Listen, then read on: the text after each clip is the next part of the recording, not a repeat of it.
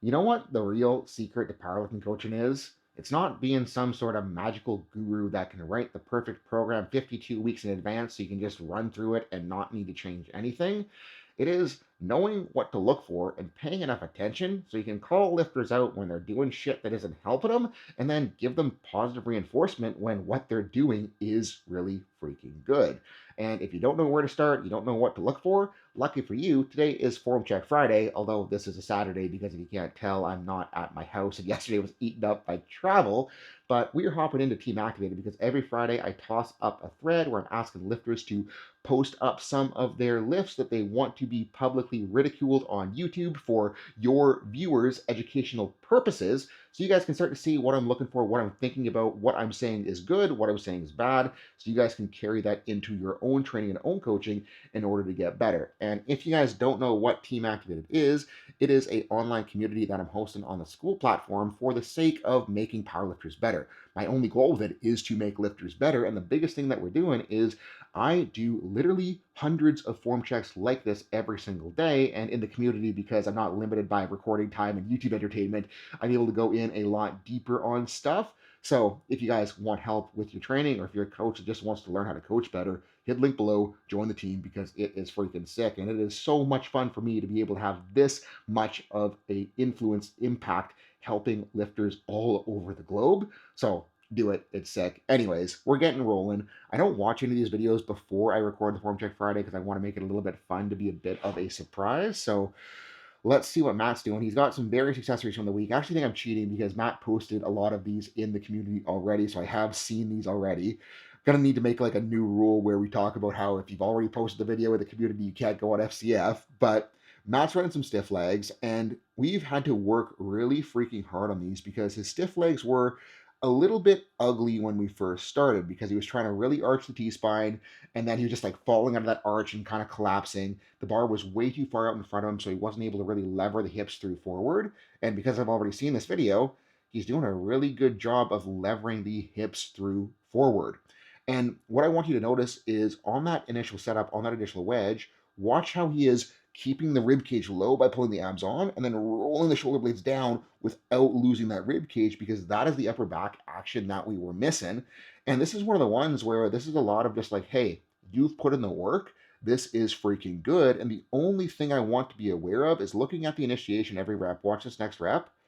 His knees are drifting ever so slightly forward on initiation. And what I'd want to do there to fix that is kind of think using quads, try to push the knees backwards to make the bottom end just a whole lot more ass, hammy, and back, and getting that little bit of leg out there because that'll just make it harder on levering those hips through. And that is what we're trying to get out of the stiffies. Now, moving on to his rolling dumbbell extensions. Again, already saw this video earlier this week when he posted them, but I like that wrist cock back to get the dumbbells kind of going the right way on the roll. I think the earlier reps are probably clean enough to work, but I think the biggest thing here is like knowing what Matt benches, knowing what Matt wants to bench is we just gotta get ourselves some bigger dumbbells going here because if he's doing rollings with 40s, like Miana does rollings with 50s and she's a little girl. So we should probably try to make these a whole lot stronger. And again, it's like Miana does bench more than Matt right now. Remember, I said we're ridiculing people on YouTube to make them better. Tough love is one of the best drivers. If I'm making fun of you, it means I like you, just FYI. But if Miata's doing more than you on rolling extensions and Miata benches more than you, it's like we gotta start cranking harder on the rolling extensions in order to get that going. But the other thing too is towards the end of this set, they are getting the tiniest bit sloppy as he does his sassy hair flick. But if we're looking at it, he's kind of losing a little bit of control at the bottom and then really flinging her to get her up. Now, what I want to do with that is I'm okay with some slop on these because they're like a move weight kind of movement. So I'm not too worried about that. And I'm realizing the sun's coming in, so my lighting is going to be totally screwed in this hotel room. But what I want to think about is control to the bottom. And then as we're pulling over, I'm okay with some momentum. But what needs to be happening through that momentum is we need to be isometrically contracting the tricep as hard as it can so that through this roll, we're not just like rolling on like elbow compression, we're rolling on tricep tension. So we're having a massive isometric through that roll. And like that's where the magic happens on a rolling dumbbell extension. Now, haven't seen this already. Matt posted up 2 sets of these earlier this week, and with the American Gamer bar with the reverse grip setting. I'm gonna turn my ISO down because it's getting really bright in here. Hold on. Okay, hopefully this is better on the color grade. I don't know if I should just have left it and fixed it in post or what, but I'm probably too stupid to do that. So in camera. But if we're running a reverse grip on the American Gamer bar, reverse grip in general on a regular bar, biggest thing we need to be doing is spreading freaking hard. And on his first set, we can kind of see that it's like he was pressing and his elbows were like, and like the hands were just kind of like at the mercy of the bar. What I told him to do is this one, get some freaking harder spread in because the whole point of reverse grip is to spread against the bar. So we're getting the triceps to lever the elbow through. We're getting the rear delt to help stabilize the shoulder. And if you can do this better on the reverse grip, it is going to be better for his competition bench. And I think like seeing this in person, the only thing that I might want to change is I know he's running the American Camber bar for the sake of range of motion for building the bottom end, but I think I might rather run a straight bar for his reverse grip slot just because how long his arms are. I think the American cambered bar is kind of getting in the way of his ability to really spread into it just because his arms are kind of too long for the levers of the bar. So I think like just if he's running a reverse grip, I think I'd rather see a straight bar for the sake of creating harder spread. Now we got Rasmus in here. Deadlift single 210, gonna go full screen. Doing this on the iPhone, it's really hard to like scroll. So I wish like guys would crop it a little bit looser so I could see how he's getting into the bar. But I think like I'm pretty happy with this situation coming off the ground. Like there's not a lot for me to be like, okay, do better on these. And I think the biggest thing that we were trying to work on was just creating tension into the bar on the wedge so he wasn't just jamming into it and getting bucked around as he went. Now, looking at the cluster deadlift at 190, I'm thinking cluster we're probably going to see some more chances at the first rep. And like, yeah, we're seeing some more first reps. And with that, we're seeing a little bit more loosey goosey on that tension. You can see that bar shifting a little bit. He's getting a little bit behind and has to buck forward just a hair. And what I'd be thinking, like that rep was pretty solid. So on the less solid reps, watch how he's going to the bar. He's just shoving in and then gets bucked around a little bit. I think I just want to be more assertive, but more patient while dropping into the bar to start, just so we can ensure that he has pressure straight to the floor, pushing the trap straight up to the roof. And if we're pushing straight to the floor, straight up to the roof, and we're just pushing ourselves into that, curling ourselves into the ham, pulling ourselves into the abs, pushing into that quad tension, that's going to guarantee that our break off the floor is that straight up and down prettiness, not that little bit of back and forth. So it's just a little bit more intent on this wedge should help dial that in. And I think like something that should help with getting that going is the stiff legs that Matt was doing, the way Matt was doing them, where he was just pushing straight to the floor, driving traps straight to the roof, maybe a little bit more quads on to get those knees traveling, not forwards right off the break. I think if Rasmus were to run some stiff legs like Matt was there, that would help dial in that wedge because that is that straight up and down floor pressure, traps to roof tension that we need. And we just need to maintain that pressure as we drop hips to the bar. And that's going to make the break off the floor really, really, really solid. Now we got Cody running some box squats, and I haven't seen a ton of stuff from Cody so far, so this might be my first not super good job of the day. We'll see how good this looks.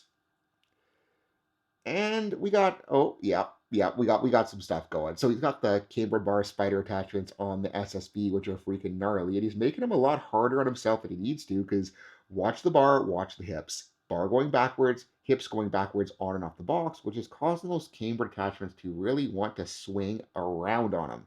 And if they're swinging around on him, it's going to be really hard to just squat straight up and down. And like, I guess I don't want to be like raw squat needs to be straight up and down, but we want to be pretty damn close. We don't want any weird translation on and off the box squat box.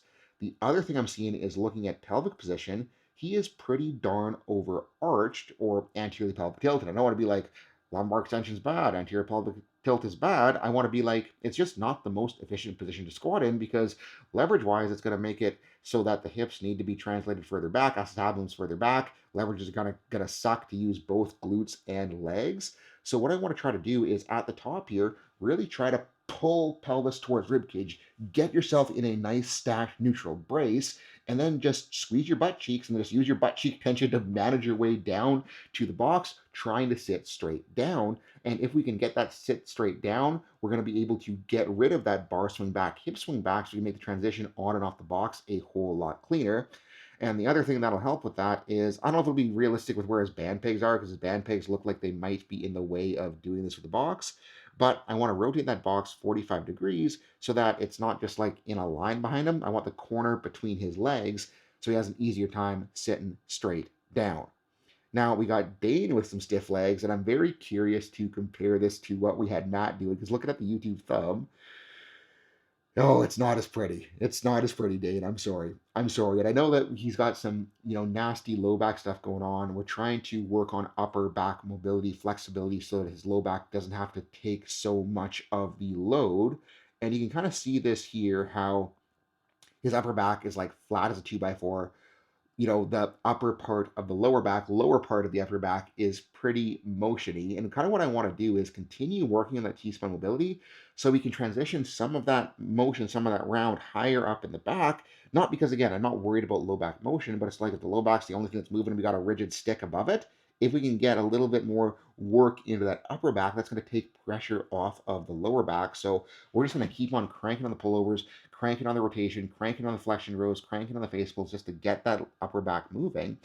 And the other thing, similar to what I was talking about on Matt's stiff legs that were really pretty, is if the YouTube will set up, look at how he is way in front of the bar, knees are forward. Now, Matt's stiff leg, it's a different angle, but his hips were way further behind the bar, letting him put more work in the hips. Doing a stiff leg like this is going to be a little bit more ham, a little bit more back if he is way bent forward.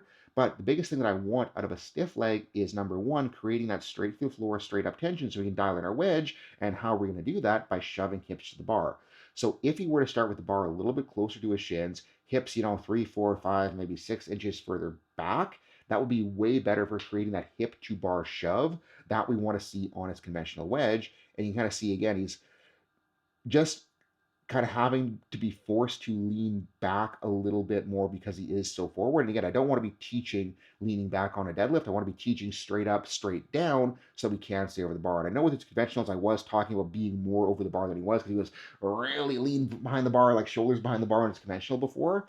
But a stiff leg, it's like we just want to have the shoulders just over the bar, hips pushed back from that position so we can just shove hips through and hammer to lockout. But I think like the biggest thing here is we just got to keep on cranking on that T-spine work to let that T-spine move a little bit better so we can better use his T-spine on his deadlift and especially bench, because that one is really missing an arch. Now, Adam is a coach that's in here that's posted his athlete's deadlift that got a lot better after he implemented some stuff that we're talking about here. Now, 4 months apart, same weight. I'm assuming, I don't know, is the meet the good one or the bad one? Is the gym the good one or the bad one? I don't know. Let's see. Oh, the gym is very good. I'm in the middle of the rep that got battle scroll at the beginning. The gym is the very good deadlift, which, I mean, first rep good, second rep okay, and I'm saying like good. It's not great. There's shit we need to work on, but I'm curious to see what the meat they. Well, that got a little away from him. That was just tension to stay in it. Let's see the not so good deadlift. Oh, and same breakdown happens as the third rep on his gym pull. So that's the very bad deadlift. This is the very good.